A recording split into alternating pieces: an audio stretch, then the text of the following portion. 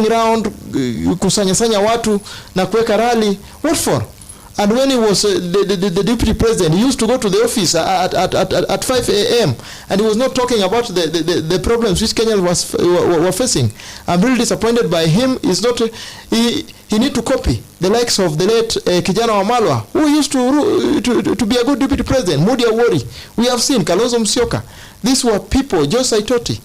I think he need to sit down and look how his predecessors ruled. But now it is late. He is out.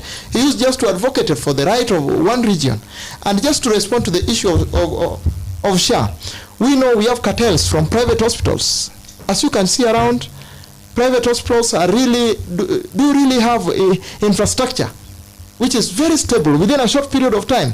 This happens because they do claims. They do overclaiming. Even on services they have not rendered. You find amputation. A human being has 2 legs, but you find in certain claims they have claimed 3 or 4 claims amputation on one individual, which is very shocking. And we went there and do research. As Bunge la Wananchi, I went with my panel, group of panel experts to do research on that. And this is where the confrontation is coming on the 19 billion which has not been paid. And the government has tried to pay 11 billion. So you find those kind of even if you are not you don't have medical profession, you are not coming from medical background, a man or a human being cannot have 2 legs. And you find these hospitals do claim 4 legs have been amputated from one individual. It doesn't make sense. You find a male, they write cesarean sections. We know only it is just women who give birth. And these things, I went there and checked with these people. Why do we have more noise in this S.H.A thing? So you find this S.H.A is being fought by cartels. They used to claim more so that they get money. And you find doctors working in such facilities, they have very big high-end cars, Range Rover, Prado. While you find Kenyans who are contributing cannot access quality health in public hospitals.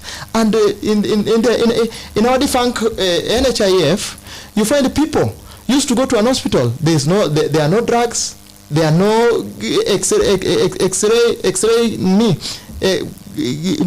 treatments, there are no laboratory treatments. So you find you are just going, you are paying your card is covered, your card is green, and you cannot get services. And you find the infrastructure in our public hospitals were dilapidated.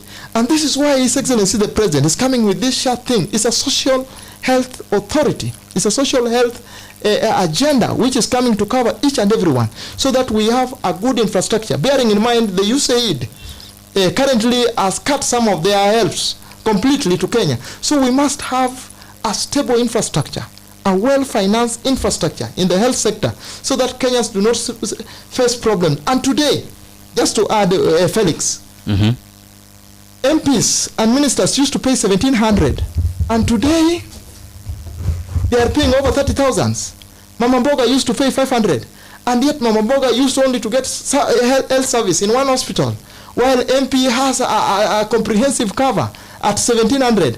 1,700 to 500. So you find people of the lower pyramid in our economy were suffering, and that is where the bottom-up economic transformation agenda is coming in, to ensure that the people at the lower pyramid are well covered.